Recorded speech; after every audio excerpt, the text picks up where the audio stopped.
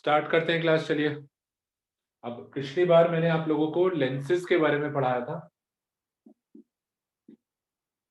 Convex lens, concave lens, और जब भी लाइट इन पे फॉल करती है तो किस तरीके से इमेज बनेगी, रियल इमेज क्या होती है, वर्चुअल इमेज क्या होती है, और इसके सारे केसेस हमने डिस्कस करे। तो विद दैट लेंसेज का टॉपिक हमारा कंप्लीट हो गया। बहुत इंपॉर्टेंट है लेंसेज। आपके प्रैक्टिकल्स भी हैं कुछ, आप लैब में जाएंगे, लेंसेज पे कुछ प्रैक्टिकल्स भी परफॉर्म करेंगे। ठीक है, उसके बाद अब हम नेक्स्ट टॉपिक पे चलते हैं। लेंसेज के बाद अब नेक्स्ट टॉपिक है प्रिज्म। एक ट्रायंगल शेप का प्रिज्म होगा। प्रिज्म पे जब लाइट फॉल करती है तो कैसा बिहेवियर होगा। अब देखिए, लेंसेज में और प्रिज्म में थोड़ा फर्क आएगा। अगर आप बात करो लेंसेज की, तो लेंसेज में भी दो सरफेसेस थे, एक ये। लाइट का एक बार रिफ्रैक्शन इस सरफेस पे होता था जब वो एयर से लेंस के अंदर आती थी, एयर से लेंस के अंदर, और फिर लेंस के अंदर से जब वो बाहर जाती थी तब दोबारा रिफ्रैक्शन होता था। प्रिज्म में भी ऐसा ही होगा। एयर से जब प्रिज्म के अंदर आएगी तो रिफ्रैक्शन होगा, और प्रिज्म के अंदर से जब बाहर जाएगी तब दोबारा रिफ्रैक्शन। पर फर्क देखो, प्रिज्म के दोनों सरफेसेस प्लेन है, स्ट्रेट। यहाँ पे सरफेसेस दोनों प्लेन नहीं, ठीक है ना। और ये जो दोनों सरफेसेस हैं, ये इनके बीच में जो एंगल है, this is called as angle A. ठीक है ना। तो प्रिज्म पर जब लाइट फॉल करेगी, आज की क्लास और अब से जो पिछली क्लासेस में कराया था, फर्क क्या होगा। प्रीवियस क्लासेस में हम लोग पढ़ रहे थे लेंसेज के बारे में। लेंसेज पे आपको याद है, मैंने बताया था जब लाइट फॉल करती है तो वो बेंड होती थी या तो कन्वर्ज करती थी। कॉन्वेक्स लेंस है तो वो कन्वर्ज करती थी फोकस पे, और अगर कॉनकेव लेंस है तो वो डाइवर्ज करती थी, फिर पीछे ले जाते थे। तो लेंसेज के बारे में हम डिटेल में पढ़ चुके हैं, कैसे कब का इमेज बनेगी वो हमने पढ़ लिया। अब वही चीज प्रिज्म पे देखें। प्रिज्म पे जब लाइट फॉल करती है तब कैसा बिहेवियर होगा, तब वो किधर बेंड करेगी, कन्वर्ज होगी, डाइवर्ज होगी, या कैसा बिहेवियर होगा। ठीक है, तो आज की क्लास में नया टॉपिक स्टार्ट हो रहा है। हेडिंग लिख लीजिए आप लोग, प्रिज्म। लेंसेज पे हम और क्वेश्चंस करेंगे, but once we complete the chapter then we'll practise more questions on lenses. ठीक है, और वीकेंड है भी, सैटरडे संडे पे आप लोग क्या करेंगे, आप असाइनमेंट में जो भी प्रैक्टिस असाइनमेंट है और सॉल्व एग्जांपल्स है, वीकेंड पे उसको कंप्लीट करें। ये नहीं है जो मैंने क्वेश्चन नंबर्स बोले वही करने हैं आपको। ईच एंड एवरी क्वेश्चन जो हमारे सिलेबस का है, सॉल्व एग्जांपल का, प्रैक्टिस असाइनमेंट का, शीट्स पे करके सबमिट करना होगा। ठीक है, तो नेक्स्ट अब सैटरडे संडे में आप लोग ये असाइनमेंट और सॉल्व एग्जांपल्स प्रैक्टिस करिएगा। चलिए, कॉपी खोलिए, लिखिए हेडिंग प्रिज्म। प्रिज्म की फोटो बनाइए, डायग्राम बनाइए, और थोड़ा बड़े साइज का बनाइए। ठीक है ना, क्योंकि इसके अंदर बहुत सारी हम लेबलिंग करेंगे, तो छोटे फिगर में ना आपको समझ में आएगा जब, और ना टीचर को समझ में आएगा। तो डायग्राम्स जो भी बनाते हो ना, थोड़े बड़े साइज के बनाया करो, जिससे कि अंदर हम क्लियरली लेबलिंग कर सके। ठीक है, तो एक प्रिज्म बना दीजिए जरा बड़े से साइज का। अब स्टार्ट करते हैं। ठीक है, अब देखिएगा, पहले let me draw the complete diagram, उसके बाद फिर आप कंप्लीट करें। इस प्रिज्म पर यहां से एक रे आती है, this is called as the incident ray. इस पॉइंट पे टकराती है, क्या सीधी चली जाएगी?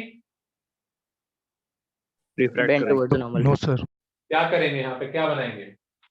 नॉर्मल। नॉर्मल। नॉर्मल। नॉर्मल। आते हैं नॉर्मल, यहाँ पे हमने नॉर्मल बना। इंसिडेंट रे का नॉर्मल के साथ जो एंगल होता है क्या कहलाएगा? Angle of angle of incidence, incidence. Called as angle of incidence. अब ये रे किधर बेंड करेगी? Towards normal. Towards the normal. Towards the normal, it will bend towards. ठीक है, आगे जाते हैं, बनाओ जरा, क्या होगा यहाँ पे सोचो, करो, कंप्लीट करो।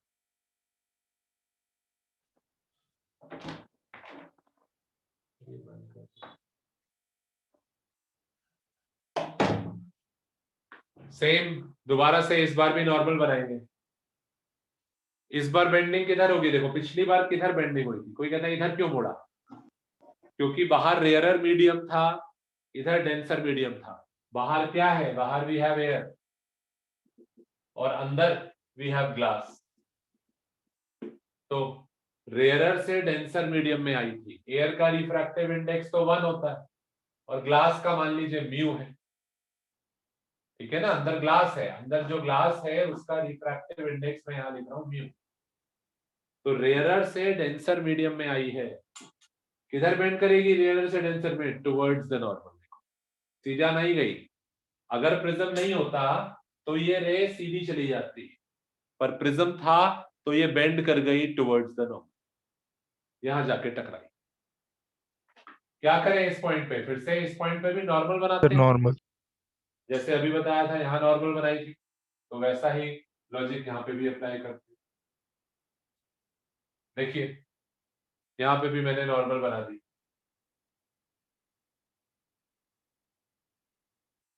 ठीक है ना? इस पॉइंट को नाम दे दो R, इसको Q, और जहां पे ये नॉर्मल मीट करती है इसको M। इस बार किधर बेंड करेगी ये बताओ? Away from the normal. Away from Away normal. from the अंदर डेंसर है, ग्लास है और बाहर एयर में जा रही है। इस बार ये बेंड करेगी रे away from the normal. It will bend away from the normal. तो देखिए दो बार रिफ्रैक्शन हुआ है, एक बार रिफ्रैक्शन हुआ है पॉइंट आर पे और एक बार रिफ्रैक्शन हुआ है पॉइंट क्यू। यहां से आती है, इधर बेंड करती है और यहां से फिर से बेंड करके चली जाती है। दो बार रिफ्रैक्शन हो रहा है, ठीक है? बनाओ जल्दी से। कुछ एंगल्स लेवल करेंगे। इस एंगल को बोलिए R1, इस एंगल को बोलिए R2, इस एंगल को बोलिए angle of emergence E। E stands for emergence. Angle of incidence, angle of refraction. ऐसे ही इसको R2 और इसको E। और इस रे को हम बोलते हैं इमर्जेंट रे। इमर्जेंट रे, इमर्ज कर रही है, बाहर आ रही है, इमर्जेंट रे। इंसिडेंट रे, इमर्जेंट रे, ठीक है? अब जरा ध्यान देना, अब फिर से ध्यान से सुनो। अब ड्रॉ करना बंद कर दो। इंसिडेंट रे, अगर ये प्रिज्म नहीं होता, मान लो प्रिज्म नहीं होता, तब तो ये इंसिडेंट रे सीधा निकल जाती है ऐसे। तो मैं इंसिडेंट रे को जरा आगे एक्सटेंड करता हूं, ये मान के कि प्रिज्म नहीं है। प्रिज्म नहीं है तो ये इंसिडेंट रे ऐसे आगे चलती है ना? मैंने इमेजिन करा प्रिज्म नहीं था तो ये इंसिडेंट रे आगे चली, और इमर्जेंट रे को पीछे एक्सटेंड कर, जो इमर्जेंट रे है उसको पीछे एक्सटेंड करिए जिससे कि ये दोनों मीट करें, ठीक है? डॉटेड में कर दीजिए। इमर्जेंट रे को पीछे एक्सटेंड करो और इंसिडेंट रे को आगे एक्सटेंड करो डॉटेड, और इन दोनों को एक पॉइंट पे मीट कराओ, पॉइंट P।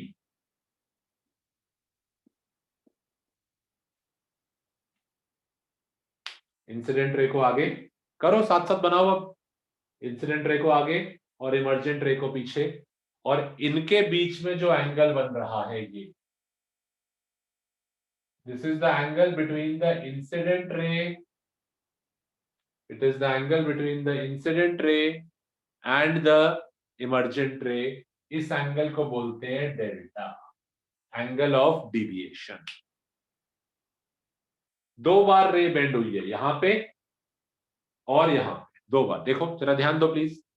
एक बार ये रे जो आ रही थी पॉइंट आर पे बेंड हुई, फिर आगे गई, फिर यहां पे दोबारा बेंड, दो बार बेंडिंग। तो टोटल बेंडिंग कितनी हुई है? दैट इज डेल्टा, ठीक है? यहां पे गई, इधर बेंड, फिर से बेंड, तो टोटल बेंडिंग जो हुई है दैट इज कॉल्ड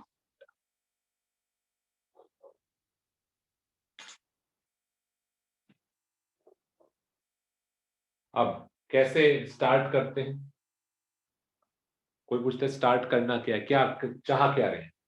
हमें इस प्रिज्म का रिफ्रैक्टिव इंडेक्स फाइंड आउट करना है। ये जो हम चीज अभी पढ़ रहे हैं ना, ये आपका प्रैक्टिकल भी है। जो पढ़ेंगे वो चीज आपको प्रैक्टिकल में करनी भी हो। तो हम चाह क्या रहे हैं? We want to find the refractive index, इस प्रिज्म का रिफ्रैक्टिव इंडेक्स फाइंड आउट करना। जब लाइट इसमें जाती है, बेंड करके बाहर आती है, तो किसी तरीके से हमें प्रिज्म का रिफ्रैक्टिव इंडेक्स निकालना है। ये डबल इंपॉर्टेंट क्यों है? क्योंकि ये आपके थ्योरी में भी आएगा क्वेश्चन और आपको प्रैक्टिकल में करना भी होगा। क्या कॉमन मिस्टेक्स होती हैं, बच्चे प्रैक्टिकल क्यों नहीं कर पाते, या क्या कॉमन वाइवा क्वेश्चंस आपसे पूछे जाएंगे, क्या आंसर एक्सपेक्टेड होगा, वो सब बताएं। थ्योरी प्रैक्टिकल दोनों आज की क्लास में कवर करें, ठीक है ना। ये आपका एक प्रैक्टिकल बहुत आसान वाला है, सुन लोगे ना ध्यान से, तो जब नेक्स्ट टाइम प्रैक्टिकल करने जाओगे बहुत आसानी से कर लो। चलो देखते हैं कैसे करें। पॉइंट आर पर जब लाइट का रिफ्रैक्शन हो रहा है, यहाँ पे लाइट का रिफ्रैक्शन, तो कौन सी लॉ अप्लाई होगी पॉइंट आर पे? कोई जना बताए। Snell's law. Snell's law. Snell's law. क्या होता है Snell's law? μ1 sin i is equal to μ2 sin r। चलो बोलो μ1 कितना होगा? μ1 जिस मीडियम में लाइट आ रही है सर 1 1. sin i, μ2 कितना होगा जिस मीडियम में लाइट गई है? Sir mu. म्यू, वो तो हमें निकालना है। म्यू इंटू साइन, एंगल कितना है? Sir R1। R1। तो देखिए म्यू निकालना से, म्यू कितना आया यहाँ से? साइन R1 को नीचे ले आओ, sine I divided by sine R1। Mu का एक्सप्रेशन क्या आया? Sine I by sine R1। ठीक है, समझिए, अभी मत लिखिए, जब बोलेंगे लिखने के लिए तब लिखिए। तो मैंने स्नेल्स लॉ अप्लाई करा, क्योंकि रिफ्रैक्शन हो रहा है तो स्नेल्स लॉ अप्लाई होगा पॉइंट आर पे। स्नेल्स लॉ अप्लाई करा, μ1 sin i is μ2 sin r। देखिए फॉर्मूला आया। अब क्या करना है? बस i की वैल्यू निकालनी है, ज्योमेट्री से निकाल लेंगे। r1 की वैल्यू निकालनी है, ज्योमेट्री से निकाल लेंगे, और पुट कर देंगे i को यहाँ, r1 को यहाँ, काम कर।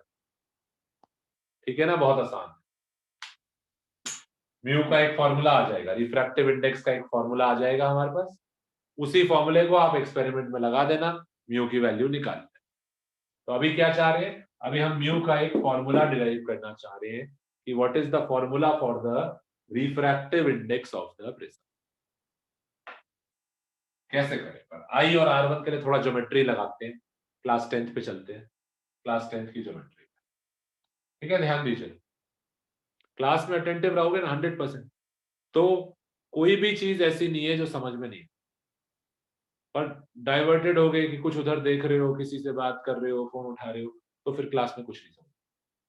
100% अटेंशन रखिए, टाइम बहुत ज्यादा नहीं रह गया है पेपर्स। चलिए देखते हैं क्या कैसे ज्योमेट्री लगाएंगे। अब जो कुछ भी मैं करूंगा ज्योमेट्री 10th का, वो वापस यहाँ लाके आई और R1 पुट कर। तो देखो, हम कंसिडर करते हैं quadrilateral. Let us consider a quadrilateral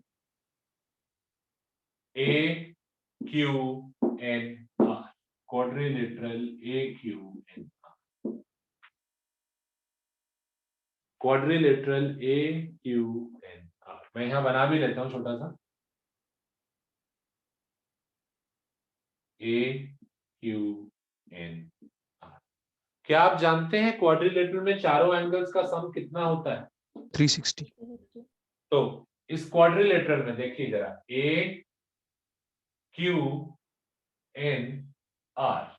ये एंगल A, तो दिस इज एंगल A। अच्छा, जरा देखो ये वाला एंगल कितना होगा? 90. क्यों 90 क्यों होगा? सर नॉर्मल ड्रा किया था सरफेस पे.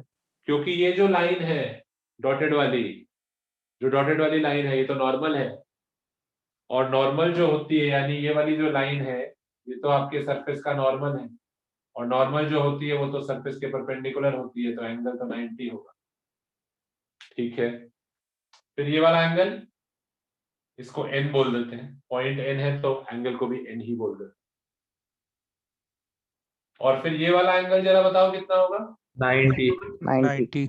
क्योंकि अगेन ये वाली लाइन भी जो ड्रॉ करी थी हमने, ये वाली लाइन, ये इस सरफेस के नॉर्मल थी।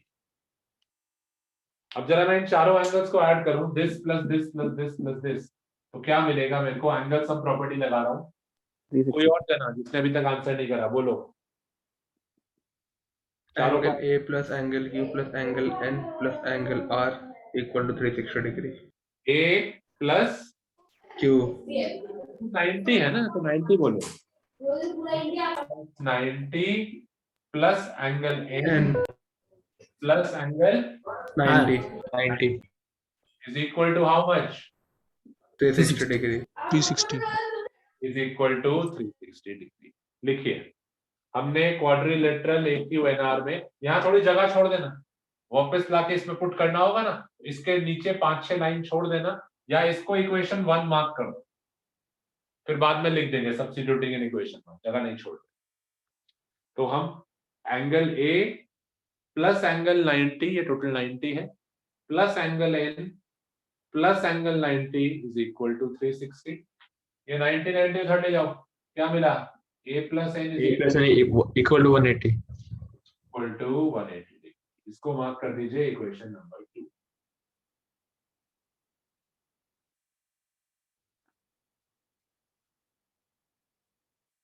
ठीक है, अब लिखो।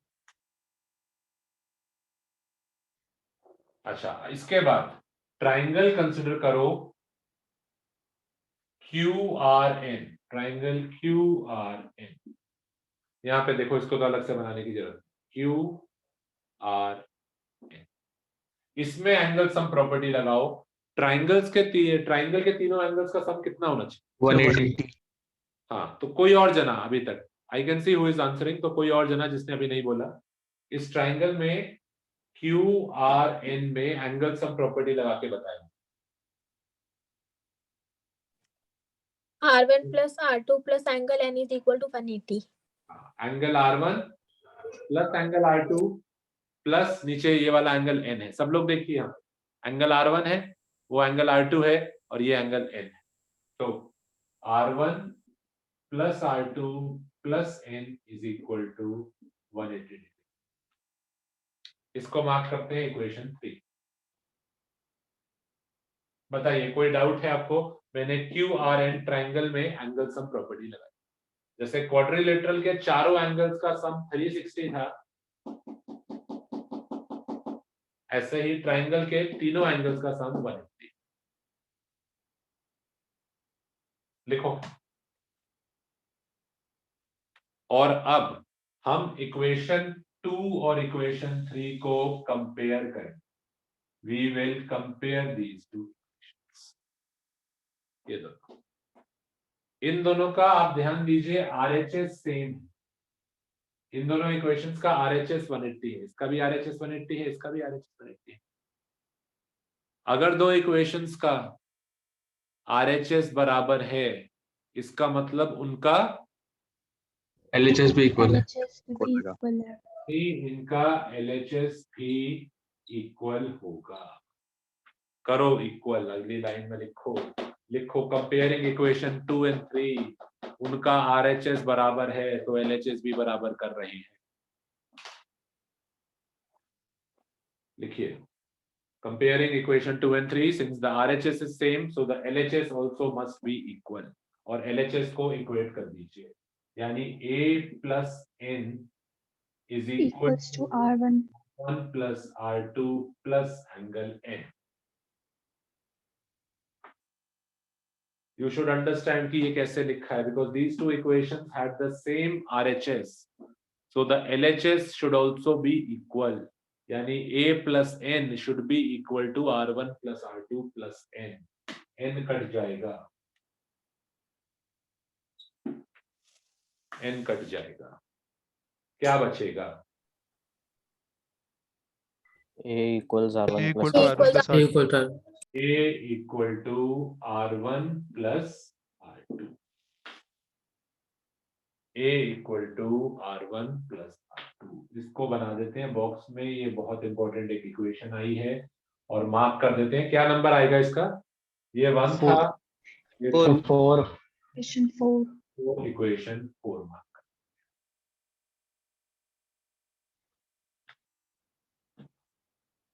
कोई पूछता है चाहते क्या है, पर हम ये सब क्यों कर रहे हैं, क्या चाह क्या रहे हैं? What is the aim? The aim is to find out the value of R1 and the value of I की वैल्यू और R1 की वैल्यू अगर निकल आई तो वापस यहाँ डालेंगे और म्यू निकल आएगा। फाइनल एम क्या था? देखो लिखा है ऊपर, म्यू ऑफ द प्रिज्म निकालना, प्रिज्म का रिफ्रैक्टिव इंडेक्स। तो स्नेल्स लॉ से म्यू का फॉर्मूला तो आ गया। अब बस किसी तरीके से I और R1 मिल जाए, I और R1 मिल जाए तो काम बन जाएगा। इसलिए किसी तरीके से कोशिश कर रहे हैं कि R1 मिल जाए, कुछ ऐसा लग रहा है यहाँ से R1 मिल जाएगा, और किसी तरीके से I भी मिल जाए। ठीक है ना? चलिए आगे बढ़ते हैं।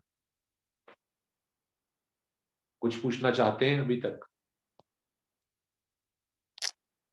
नहीं, चलो बहुत बढ़िया, आगे बढ़ते हैं, जगह बनाते हैं यहाँ पर। अब क्या करते हैं, अब हम कंसिडर करते हैं triangle. Consider triangle PQR, triangle PQR, और इस ट्राइंगल में हम लोग अप्लाई करते हैं exterior angle theorem. Triangle PQR ले लीजिए। ट्राइंगल PQR में ध्यान दो कहां पर है, PQR। PQR में हम कंसिडर करते हैं exterior angle theorem. Exterior angle theorem क्या कहती है अभी समझ लेंगे। यहां पर PQR हमारा ये वाला ट्राइंगल है,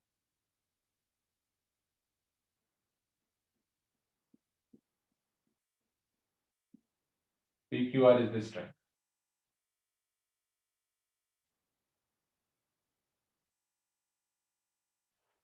PQR ये वाला ट्राइंगल। PQR ट्राइंगल में अंदर वाले जो दो एंगल्स होंगे, यानी ये वाले दो एंगल, एक ये वाला और एक इस साइड वाला। फिगर अगर बड़े साइज की बनाई होगी ना तो अंदर लेबलिंग करना आपके लिए आसान है। ये वाले दो एंगल्स जिनको मैं यहाँ पे अभी x और y बोल देता हूँ for the time be, x और y। ठीक है ना? इन दो एंगल्स का सम किसके बराबर होगा? डेल्टा। ट्राइंगल के अंदर वाले दोनों एंगल्स का सम होता है एक्सटीरियर एंगल के बराबर। ध्यान से देखिए और समझने की कोशिश करिए मैंने क्या बोला है। x और y का सम डेल्टा होगा। एक्सटीरियर एंगल थ्योरम यहां बता दे। सपोज कोई ट्राइंगल है, ट्राइंगल में ये एंगल x है, ये एंगल y है, तो इन दोनों एंगल्स का सम, ये अंदर वाले दो एंगल्स, इसका सम बाहर वाले डेल्टा के बराबर होगा। x plus y should be equal to delta. तो मैं लिख सकता हूं कि delta will be equal to x plus y. Delta will be equal to x plus y, यानी delta will be equal to, यहां देखो, इधर देखो, delta is equal to x। अब जरा x निकाल लो, y निकाल लो और पुट करो यहां पर। x कितना होगा थोड़ा सा सोचो, चैट बॉक्स में भेजना मुझे। x कितना होगा आप लोग जरा मुझे चैट बॉक्स में भेजो, और फिर x प्लस वाई करेंगे।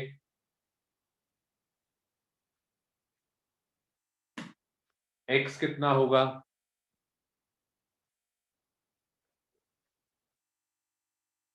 थोड़ा सा सोचो सब लोग। x, ये टोटल एंगल कितना है? अगर किसी तरीके से देखो, अगर मेरे को सुनो, ये टोटल एंगल 90 नहीं है। दिस टोटल एंगल, ये कहां से 90 हो गया यार? ये एंगल 90 कहां से हो गया? ये वाला टोटल एंगल 90 कहां से हो गया? ये टोटल एंगल 90 कब से? ये नॉर्मल है, तो नॉर्मल तो सरफेस के परपेंडिकुलर होता है ना। ये सरफेस है और ये एंगल 90 होगा, ये टोटल एंगल 90 होगा। प्लीज ध्यान दीजिए, तो ये वर्टिकली ऑपोजिट एंगल।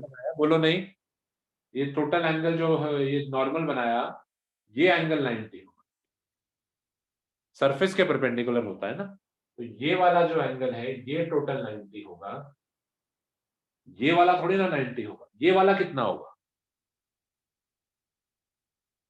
एंगल आई। एंगल आई। ये वाला एंगल आई कैसे है? Vertically opposite. हाँ, ये कितना है? आई, तो ये टोटल कितना होगा? आई। देखो ये प्रॉपर्टी, अगर ये आई है तो ये भी आई होगा। तो अगर ये एंगल आई था तो ये टोटल एंगल आई होगा। फिर से सुनिए, अगर ये एंगल आई था तो ये टोटल एंगल भी आई था। उसमें से कितना माइनस कर दूं? नीचे वाला छोटा वाला R1 तो ये कितना बचेगा? X हाँ, x कितना बचेगा? I minus R1। बहुत बढ़िया। तो x जो होगा वो हो जाएगा i minus R1, i minus R1। ऐसे ही जरा बता दो y कितना होगा? E minus R2। E minus R2। टिक लगाओ, ये एंगल E है, देखिए देखिए देखिए, ये एंगल E है, तो ये अंदर वाला टोटल एंगल E होगा, वर्टिकली ऑपोजिट। अगर ये E है तो ये अंदर वाला टोटल एंगल E होगा। उसमें से नीचे वाला छोटा कौन है? वो R2 वो हटा दो, तो ये ग्रीन वाला कितना बचेगा? E minus R2। हाँ, तो ये हो जाएगा E माइनस R2। तो x और y निकाल दिए, i माइनस R1 और E माइनस। अब जरा लगाओ, एक्सटीरियर एंगल थ्योरम का फॉर्मूला लगाओ, क्या आएगा? डेल्टा किसके बराबर आ रहा है? Delta will be equal to i minus R1 plus E minus R2। Delta होगा i minus R1 plus E minus R2, या फिर आप लिख सकते हो डेल्टा को i plus E minus common ले लो R1 प्लस R2। लिखिए, और इसका जरा अगला स्टेप क्या आएगा वो सब बच्चे मुझे चैट बॉक्स में भेज। कोई जना बोले ना, इसका अगला स्टेप क्या होगा? डेल्टा इज इक्वल टू क्या प्लस क्या माइनस क्या, उसको हम इक्वेशन 5 बोल रहे थे। यहां जो आएगी इक्वेशन इसके बाद इक्वेशन 5, कुछ सब्स्टिट्यूट करना पड़ेगा आपको कहीं पुरानी इक्वेशन में से लाकर।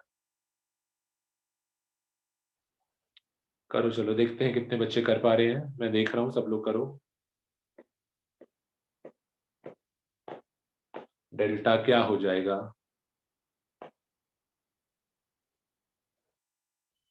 क्लास में पार्टिसिपेट करोगे ना तो आप लोगों को भी अच्छा समझ में आएगा। बैठे रहोगे, सुनोगे नहीं, रिप्लाई नहीं करोगे, तुम्हें भी मजा नहीं आएगा और ना समझ पाओगे। Delta will be equal to, mostly बच्चे कर पा रहे हैं, और जो लोग रिप्लाई कर रहे हैं ना उन्हें खुद भी इंटरेस्ट आएगा, समझ में भी आ रहा हो। आई प्लस ई माइनस क्या सर A हो गया? इक्वेशन में दे रखा है 4th। हाँ, इक्वेशन 4 से यहां लगा, तो आई प्लस ई माइनस ए। ठीक है, तो हमने काफी सारा ज्योमेट्री लगाया, पर यार अभी भी बात नहीं बन रही। क्या बात नहीं बन रही? हमें R1 नहीं मिल पाया अभी तक कहीं से। कोई कहता मिल तो गया, अभी मिला नहीं, क्योंकि एक और वेरिएबल आ रहा है R2। R1 की वैल्यू तब तक मैं निकाल नहीं पाऊंगा जब तक मेरे को R2 नहीं पता होगा। R2 भी तो एक अननोन है। ऐसे ही यहां पर I की वैल्यू मैं तब तक नहीं निकाल पाऊंगा जब तक एंगल E नहीं निकल आता। एंगल E भी तो एक अननोन है। एंगल E की वैल्यू मैं कैसे कर सकता हूं? एंगल E मुझे नहीं पता, जब तक E नहीं पता तो I नहीं पता लगेगा। थोड़ी प्रॉब्लम आ रही है यहाँ पे, बहुत सारे वेरिएबल हो रहे हैं। R1 के साथ एक वेरिएबल और फंस रहा है R2, I के साथ एक और वेरिएबल आ रहा है E। तो क्या करें? देखिए अब क्या करते हैं। कुछ अज्यूम करना पड़ेगा, ऐसे तो सॉल्व नहीं होता लग रहा है। तो एक स्पेशल केस अज्यूम करते हैं। देखिए, we consider the special case where, एक स्पेशल केस हम कंसिडर कर रहे हैं इसमें अपनी डेरिवेशन को आगे प्रोसीड करने के लिए। हम एक स्पेशल केस कंसिडर कर रहे हैं। कंसिडर द स्पेशल केस, इसको बोलते हैं केस ऑफ मिनिमम डिविएशन। हम कंसिडर कर रहे हैं एक स्पेशल केस अब आगे, called as the case of minimum deviation. कोई कहता है ये क्या है, what is case of minimum deviation? ये वो केस होता है, मिनिमम डिविएशन तब होता है जब जो रे है आर क्यू वो पैरेलल होती है प्रिज्म के बेस के। अगर ये रे आर क्यू प्रिज्म के बेस के पैरेलल है, रे आर क्यू, ये जो रे आर क्यू है आर से क्यू तक, ये वाली, ये प्रिज्म के बेस के पैरेलल है, then it is the case of minimum deviation. Figure में देख के आपको लग भी रहा होगा ये पैरेलल है, पर ऐसा जरूरी नहीं है कि हमेशा हो। देखो, एक प्रिज्म पे तुमने लाइट डाली,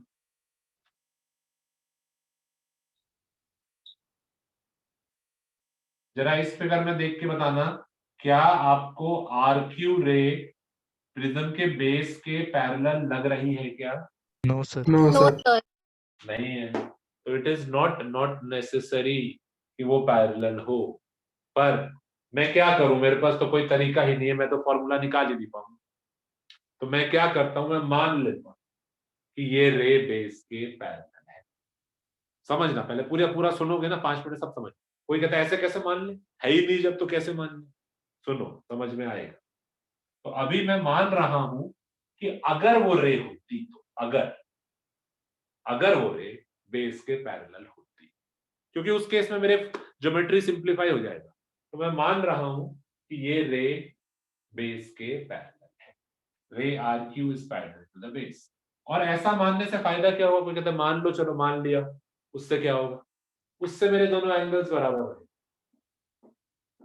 सिंपल ज्योमेट्री लगा के देख लेना, दो रेज लेके और नॉर्मल बना के देख लेना, दोनों एंगल्स बराबर है। तो उससे फायदा क्या होगा? R1 और R2 बराबर, और सिमिलरली बाहर वाले I और E भी बराबर। पर सिर्फ कब? अगर ये रे बेस के पैरेलल होती है। तो मान लीजिए पैरेलल है, मान लो। अभी बताएंगे, कोई कहता है ऐसे कैसे कुछ भी मान ले, नहीं हुई तो क्या होगा, सब समझाएं। अभी के लिए मान लीजिए पैरेलल है, तो ये रे बेस के पैरेलल है। लिखो, consider the special case of minimum deviation, जब ये रे बेस के पैरेलल है। ठीक है ना?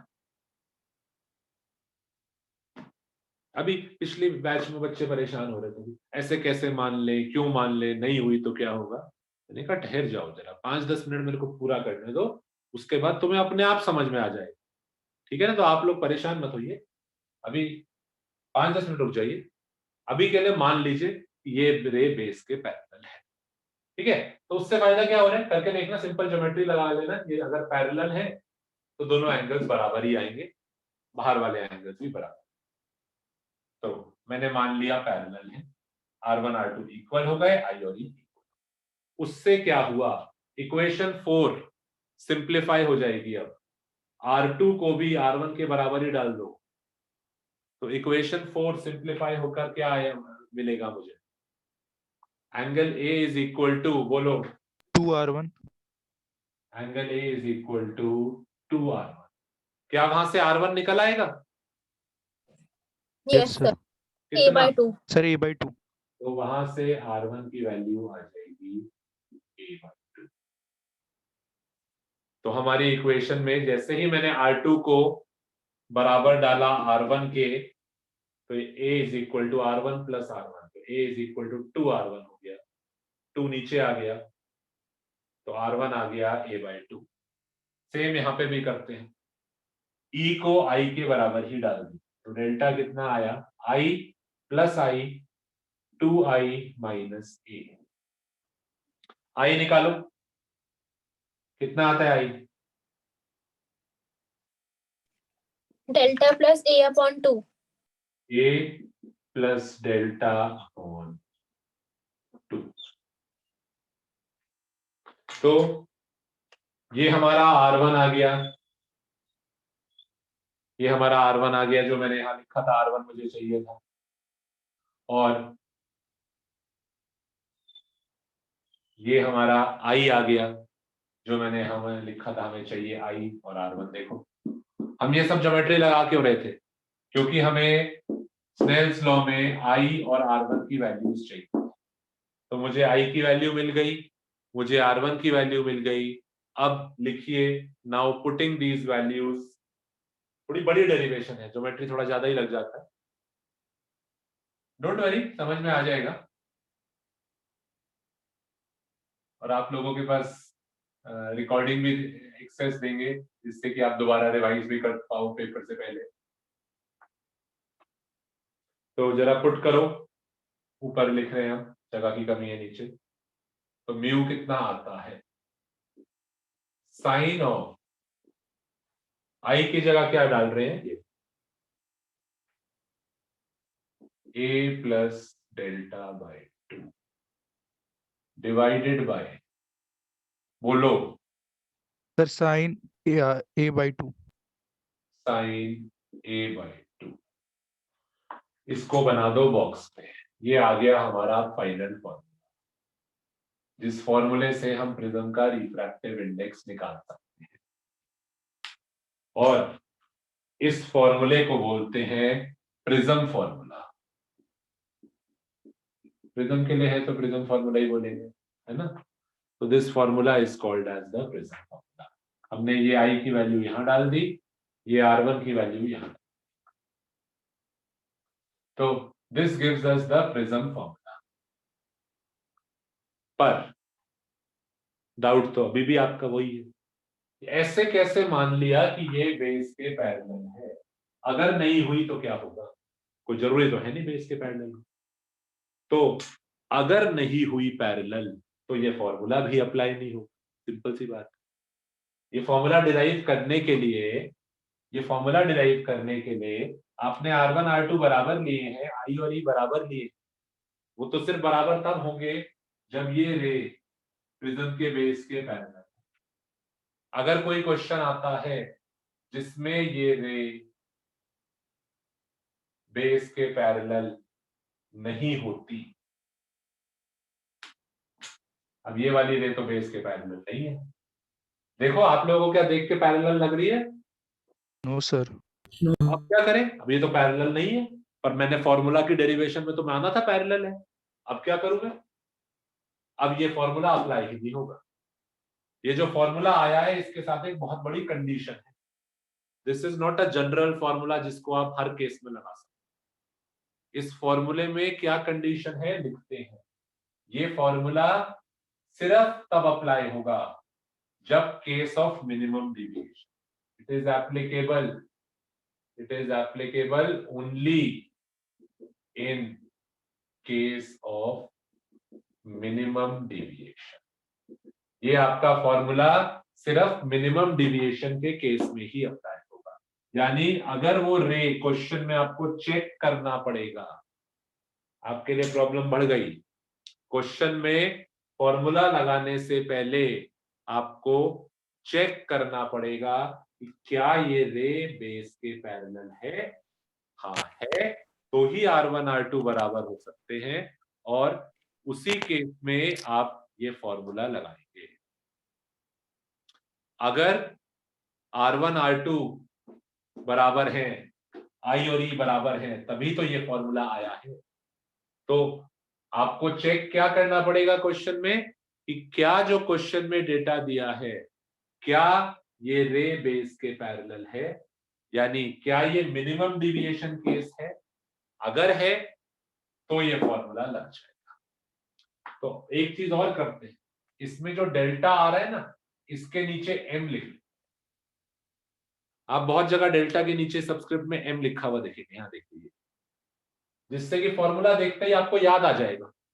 जब भी आप तुम m देखोगे ना तो सोचोगे कि m क्यों लिखा है। m सोचते ही आपको याद आएगा कि हाँ ये फॉर्मूला हर केस में नहीं लगेगा, ये फॉर्मूला सिर्फ तब लगेगा जब मिनिमम डिविएशन का केस है, यानी सिर्फ जब ये रे बेस के पैरेलल है। वही क्वेश्चन आएंगे, 99% वही क्वेश्चन आएंगे, और जो 1% वाला दूसरा होगा वो भी बताएंगे कैसे। तो अभी के लिए मान के चल रहे हैं कि ये रे अगर बेस के पैरेलल हुई तो ही ये फॉर्मूला लगेगा। तो this is called as the prism formula. लिख लीजिए साथ में, applicable only in the case of minimum deviation, यानी सिर्फ इस केस में, क्योंकि यही यूज करके डिराइव करा है ना, ये को बराबर यूज करके डिराइव करा है, तो सिर्फ उसी केस में ट्रू होगा, बाकी केसेस में ये ट्रू नहीं होगा। तो ये फॉर्मूला है। इस फॉर्मूले से ए की वैल्यू पुट कर देना, डेल्टा की वैल्यू पुट कर देना, तो आपका प्रिज्म का रिफ्रैक्टिव इंडेक्स निकल आएगा। ठीक है, ये तो आपका फॉर्मूला डिराइव। अब एक्सपेरिमेंट क्या आएगा, कैसे आपको ये एक्सपेरिमेंट में ये फॉर्मूला यूज करना है, पूरा अभी समझाएंगे आप। तो ये मिटाता हूं, आगे बढ़ते हैं। लिख लिया सबने यहां तक ये सारा? सर सर ये हमने कंसिडर क्यों किया कि ये इसके आर क्यू पैरेलल है प्रिज्म के बेस के, तो दिख ही रहा है सर पैरेलल है। जरूरी नहीं है ना, ये यहाँ पे दिख रहा है इस फिगर में, हो सकता है, वो तो मैंने जानबूझ के ऐसा बनाया, हो सकता है ये रे बेस के पैरेलल नहीं होती, हो सकता है फिगर ऐसी होती। अब जरा यहाँ देखो ना, क्या ये रे बेस के पैरेलल है? No sir. क्या ये रे बेस के पैरेलल है, बताओ? नहीं है इस बार। No sir. इसका मतलब अगर ऐसा केस हुआ, ऐसा केस हुआ, तो आपका फॉर्मूला अप्लाई नहीं होगा। हमारा फॉर्मूला सिर्फ किन केसेस में अप्लाई होगा? अगर वो रे बेस के पैरेलल हुई।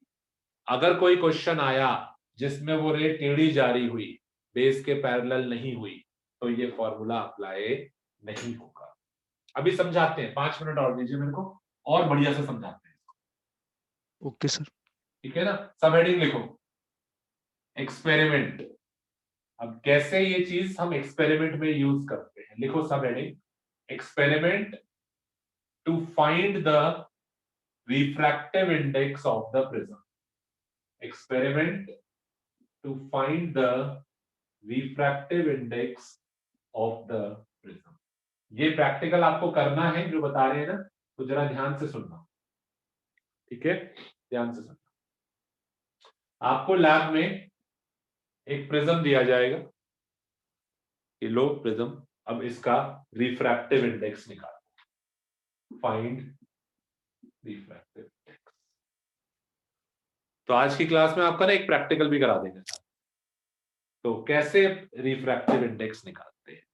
ठीक है ना, सुनना।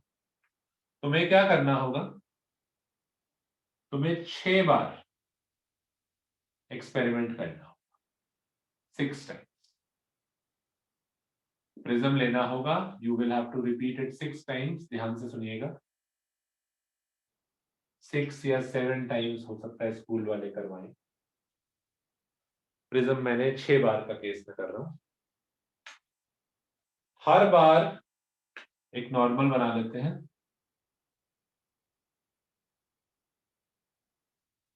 हर बार आपको प्रिज्म पे एक लाइट डालनी होगी।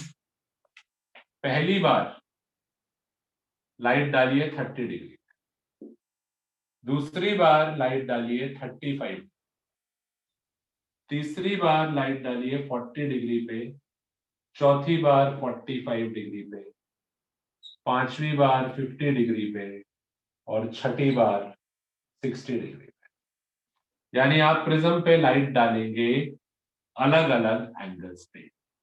ये करना है आपने स्कूल में, ध्यान से सुनना। आपको एक प्रिज्म दे देंगे, ठीक है, तुम्हें प्रिज्म को पेपर पे रखना होगा, पेपर की शीट पे उसको फिक्स करके, और एक साइड से लाइट डालनी होगी 30 डिग्री, फिर 35, सब कुछ समझ में आएगा। जब करोगे तो और अच्छा क्लियर भी होगा। जब आप लाइट डालोगे, ये बेंड करेगी और यहां से बाहर आएगी।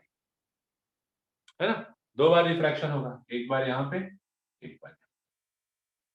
क्या करिएगा, स्केल से इंसिडेंट रे को आगे एक्सटेंड करना, इमर्जेंट रे को पीछे एक्सटेंड करना, और ये एंगल डेल्टा मेजर करना। एक प्रोट्रैक्टर दिया जाएगा आपको, या अपना ले जाना, उससे ये एंगल डेल्टा जो हमने यहाँ लेबल करा था मेजर करना। सेम इस केस में भी करना। ये रे बेंड होके जाएगी, इंसिडेंट रे को आगे, इमर्जेंट रे को पीछे, और ये एंगल डेल्टा मेजर करना। इस केस में भी, इस केस में भी, सारे केसेस में रेज बेंड होके जा रही हैं, इंसिडेंट रे को आगे, इमर्जेंट रे को पीछे, डेल्टा। इंसिडेंट रे को आगे, इमर्जेंट रे को पीछे, डेल्टा। इंसिडेंट रे आगे, इमर्जेंट रे पीछे, डेल्टा।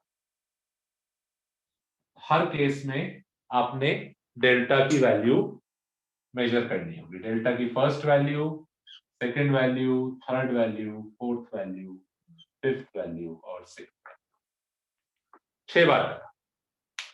अब एग्जामिनर तुमसे पूछेगा, बोर्ड एग्जामिनर तुमसे पूछेगा कि बेटा 6 बार क्यों कर रहे हो, तुम्हारा तो फॉर्मूला है a plus delta by 2 upon a by 2, बस पहली बार करो, एक बार करो। सुनो, क्यों टाइम वेस्ट कर रहे हो तुम, एक बार करो, डेल्टा की वैल्यू आ गई, डेल्टा की वैल्यू यहां डाल दो, म्यू निकाल लो। 6 बार क्यों कर रहे हो, टाइम वेस्ट हो रहा है। एक ही बार करिए, लाइट डालिए 30 डिग्री पे, बेंड होके जाएगी, बेंड होके जाएगी, इंसिडेंट रे को आगे, इमर्जेंट रे को पीछे, डेल्टा निकाल लेना प्रोट्रैक्टर से। प्रोट्रैक्टर आपको दिया जाएगा, ऐसा होता है कुछ प्लास्टिक का ना, इसमें एंगल बने होते हैं, इसको यहाँ रख के डेल्टा निकाल लेना और डेल्टा की वैल्यू यहाँ डाल दो, म्यू निकल आएगा। क्यों तुम लोग 6 बार कर रहे हो? 90% बच्चा क्या बोल, अब आप लोगों को आदत है, जो भी एक्सपेरिमेंट करते थे 3, 4, 5 बार करते थे, 4-5 रीडिंग तो हर एक्सपेरिमेंट में लेते थे। ये थोड़ा ना कि बस एक बार रीडिंग ली आंसर आ गया। जो भी आपने पहले 10th में या कभी एक्सपेरिमेंट करे होंगे, आप कई सारी बार रीडिंग लेते थे, सीरियल नंबर रीडिंग 1, 2, 3, 4, 5, और फिर उनका एवरेज ले लेते। याद है कुछ कभी एक्सपेरिमेंट करे हो आप लोगों ने?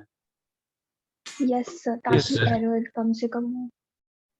हाँ, इसमें अब मेरे क्वेश्चन का आंसर करो। 6 बार क्यों कर रहे हो? एक बार में डेल्टा की वैल्यू आगे डाल देते हैं उसको, कोई जन आंसर करे। उसके बाद फिर उसका एवरेज निकालते हैं। हाँ, यही चाहते थे हम, यही आप आंसर करें, और 90% बच्चा यही आंसर करता है कि हम सर ये हो सकता है पैरेलल ना हो हर एक केस। सुनो मेरे को बताने दो प्लीज। इन सारे डेल्टाओं का एवरेज निकाल लेंगे और एवरेज डाल देंगे। नहीं बेटा, ये गलत है। अभी फिर से बात पे जाइए, क्या ये फॉर्मूला हर केस में अप्लाई होता है? Is this formula? No sir. क्या ये फॉर्मूला इस केस में अप्लाई हो रहा होगा? नो सर, क्यों नहीं हो रहा?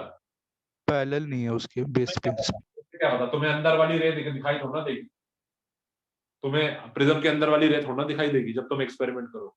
तुम्हें क्या पता ये पैरेलल है या नहीं। पर हाँ, अगर पैरेलल नहीं हुई तो फॉर्मूला नहीं लगेगा। तो तुम कैसे ये वाला केस करो और डेल्टा की वैल्यू यही वाली डालो, तुम्हें क्या पता ये वाला केस मिनिमम डिविएशन केस है भी या नहीं।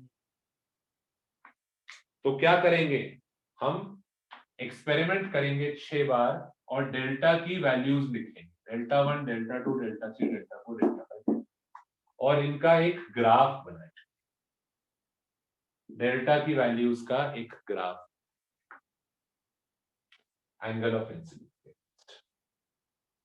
आपका जो ग्राफ मिलेगा, चलो रैंडम वैल्यूज ले रहा हूं, मान लो पहले केस में 46 डेल्टा, दूसरे केस में 43 था, तीसरे केस में 41 था मान लो, चौथे केस में मान लो 39, इस केस में 42 था और इस केस में 45 था।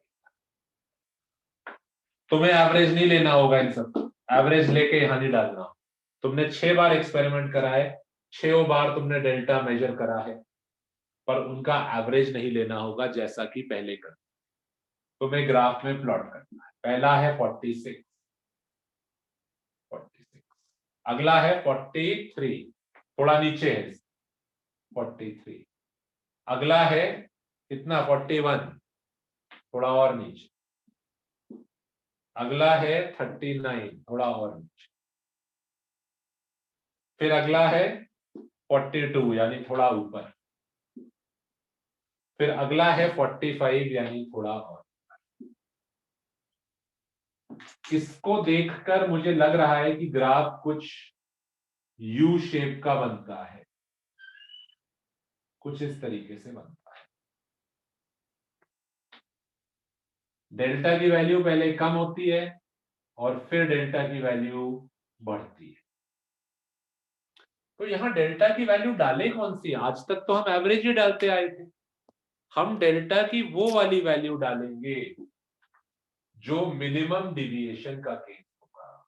इनमें से आपको एवरेज नहीं लेना है। आपको, आपका ये जो फॉर्मूला है ये सिर्फ मिनिमम डिविएशन के केस में एप्लीकेबल है, यानी सिर्फ इस वाले केस में, यानी सिर्फ इस वाले केस में। आप मीन नहीं लेंगे इन सब का, बाकी रीडिंग्स को छोड़ दीजिए। अब बाकी डेल्टा की वैल्यूज को छोड़ दीजिए। डेल्टा की कौन सी वैल्यू यहां डालेंगे बताइए? फिर 39 Minimum जो सबसे मिनिमम डेविएशन शो सबसे छोटी हो। सिंपल बात, ग्राफ ना भी बनाओ, 6 रीडिंग में से जो सबसे छोटी डेल्टा की वैल्यू होगी वो डालें। क्योंकि मिनिमम डिविएशन का केस है, यानी ये वाला जो केस है, इसी केस में ये रे बेस के पैरेलल होती है। मिनिमम डिविएशन केस में ना इसमें पैरेलल होगी, ना इसमें पैरेलल होगी, ना इसमें, ना इसमें, ना इसमें। सिर्फ उस केस में वो रे पैरेलल होगी जो मिनिमम डिविएशन का। एग्जामिनर आपसे पूछेगा, ये बोर्ड एग्जामिनर वाइवा में आपसे पूछेगा कि आप 6 बार क्यों कर रहे हो, पहले वाली रीडिंग क्यों नहीं डाल देते, या दूसरी बार वाली डाल दो, या इनका एवरेज क्यों नहीं ले रहे। तो आप बताइए उसको, एग्जामिनर को बताइए ये बात कि ये जो फॉर्मूला है इसको डिराइव करते वक्त हमने एक केस अज्यूम करा था। ये फॉर्मूला आपका हर केस में अप्लाई नहीं हो सकता। इसके डेरिवेशन में मैंने रे को बेस के पैरेलल माना था, तभी R1 R2 बराबर लिए थे, तभी I और E बराबर लिए। इसका मतलब ये फॉर्मूला सिर्फ तभी तो अप्लाई होगा जब ये रे बेस के पैरेलल, बाकी केसेस में नहीं अप्लाई होगा। तो रे बेस के पैरेलल कौन से केस में होती है? बस it is in the case of minimum deviation. तो हम मिनिमम डिविएशन केस ढूंढते हैं, अलग अलग एंगल्स पे लाइट को डालते हैं, पहले 30 पे, फिर 35 पे, फिर 40 पे, फिर 45 पे, फिर 50 पे, 60 पे, अलग अलग एंगल्स। हो सकता है आपको बोला जाए और आगे तक करो, 50, 55 भी करो, 60, 65, 7-8 केसेस करवाएं आपके स्कूल वाले आपसे। तो उन सारे केसेस में हम डेल्टा की वैल्यूज निकालते हैं, और जौन से केस में डेल्टा की वैल्यू सबसे कम होती है वो वाली वैल्यू यहां डालते हैं, क्योंकि सिर्फ उसी केस में रे बेस के पैरेलल होती है, उसी केस में आपका फॉर्मूला अप्लाई होता है। तो ये वाली वैल्यू जो भी होगी आपकी मिनिमम वैल्यू, इसको हम डेल्टा एम बोलेंगे, डेल्टा मिनिमम। हो सकता है तीसरी वाली में हो, चौथे वाले में, पांचवी, छठी, जो मर्जी हो, पर जौन सी भी सबसे कम वाली वैल्यू होगी वो आप यहां डालोगे। ठीक है, एवरेज नहीं लेना है, प्लीज एवरेज नहीं लेना है इन सबका, इस बार सिर्फ एक वैल्यू डलेगी ये वाली।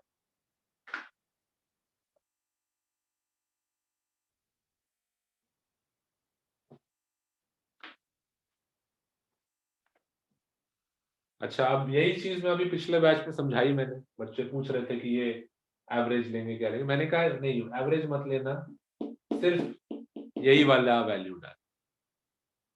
तो एक बच्चा पूछता, सुनो क्या पूछा उसने आपके साथ ही, उसने पूछा हम 6 बार क्यों करते हैं, हम सिर्फ यही वाला केस ड्रॉ कर लें, हम 6 बार क्यों कर रहे हैं, हम क्यों टाइम वेस्ट कर रहे हैं, हम सिर्फ यही वाला ड्रॉ करें, हम एक्सपेरिमेंट में सीधा यही वाला कर लें।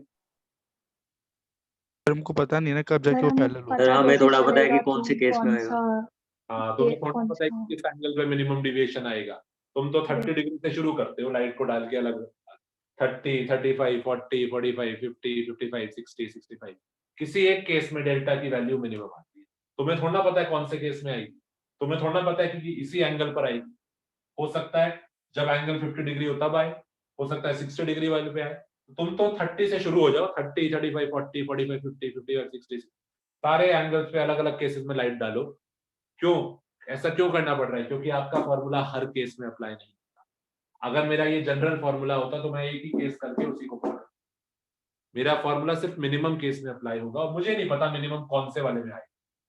तो सारे एंगल्स अलग अलग करके हम देखते हैं, ठीक है ना। जिस केस में डेल्टा की वैल्यू सबसे कम आती है वो डेल्टा की वैल्यू हम यहाँ पुट करते हैं। तो ये वाली वैल्यू डेल्टा की यहाँ पुट करते हैं, ठीक है। लिख लिया, समझ में आया? Yes sir. और ये भी बात समझ में आई? कोई क्या पूछता है ऐसे कैसे मान लिया, पैरेलल नहीं हुई तो क्या करेंगे? हम कैसे डेरिवेशन में मान ले पैरेलल है, अगर नहीं हुई तो क्या होगा? अब सब देखो क्लियर हुआ होगा। अगर नहीं हुई तो फॉर्मूला अप्लाई नहीं होगा, इस केस में नहीं हो रहा अप्लाई, इस केस में नहीं हो रहा अप्लाई, इस केस में नहीं हो रहा, इसमें नहीं हो रहा, क्योंकि वो पैरेलल नहीं है बेस। जब पैरेलल होगी तभी तो अप्लाई होगा। चलो लिख लो, लिख लो। सर ये जो एंगल ए एस हमेशा टॉप पे होगा सर, ये वाला? हाँ, जो प्रिज्म का ऊपर वाला एंगल होगा ये हमेशा ऊपर वाला। इसको आप प्रोट्रैक्टर से रख के मेजर करें, ए की वैल्यू आप प्रोट्रैक्टर रख के ना प्रिज्म के ऊपर ये वाला एंगल ए मेजर कर लेना। तो ए तुम्हें पता ही है, ए तुम्हें पता ही है, बस डेल्टा एम निकालना है। ए तो पता ही है। डेल्टा एम के लिए 6-7 बार एक्सपेरिमेंट कर लो, हर केस में डेल्टा मेजर कर लो और जो डेल्टा का सबसे छोटा वैल्यू आएगा वो यहाँ डाल। चलो लास्ट एक चीज और बता, लिख लिया ना आप लोगों ने ये? Yes sir. लिखिए, thin prism approximation, thin prism approximation. लिखो, if angles are small, if angles are small, bracket में less than 10 degree, less than equal to 10 degree. अगर एंगल्स छोटे हैं तो आपको मैंने बताया था एक अप्रोक्सीमेशन होता है, आप साइन थीटा को थीटा भी लिख सकते हैं।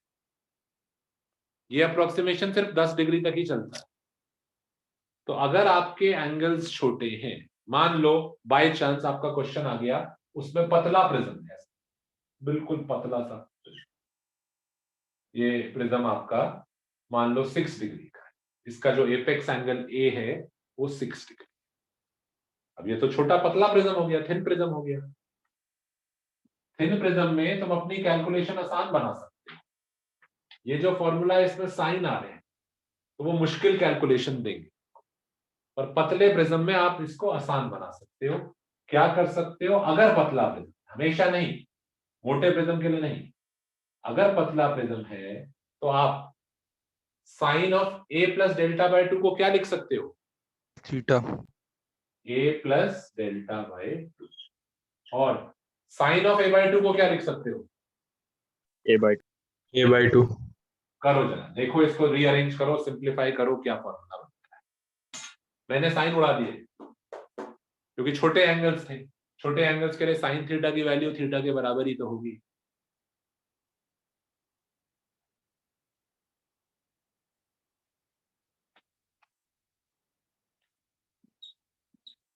टू से 2 कट गया, ए को ले आओ इधर, क्रॉस मल्टीप्लाई करो।